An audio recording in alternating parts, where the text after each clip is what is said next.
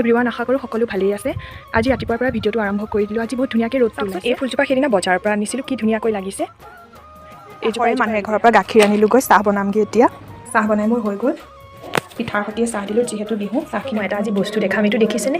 আপোনালোকে বাৰু ইয়াৰ নামটো কি জানেনে? কমেণ্টত জনাবচোন দেই। পেহী আইতাহঁত সিহঁতৰ বাবে ভাজি বহাই দিছোঁ, এইফালে ইয়াত ভাত বঢ়াই আছোঁ। আজি যিহেতু বৃহস্পতিবাৰ, নিৰামিষে চলিব, সিহঁতেও মাছ মাংস নাখায়। এয়া চাটনিৰ বাবে মচুৰ দাইল তিয়াই থৈছোঁ, এয়া আদা নহৰু, ইয়াত আছে নৰসিংহ পাত, মান ধনিয়া। এনেকৈ চাটনি মানে আপোনালোকে খাইনে বাৰু জনাবচোন, কি ধুনীয়া।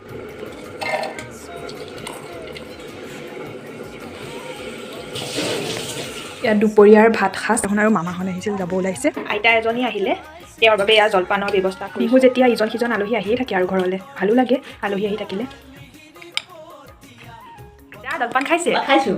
খাওক। আলহী চব গ'লগৈ, আবেলিয়ে হ'লহি আৰু ডেইলি মিনি ব্লগ আছিলে। আপোনালোকে কেনেকুৱা পালে জনাবচোন দেই। ভিডিঅ'টো মই ইয়াতে সামৰিছোঁ আৰু বাই।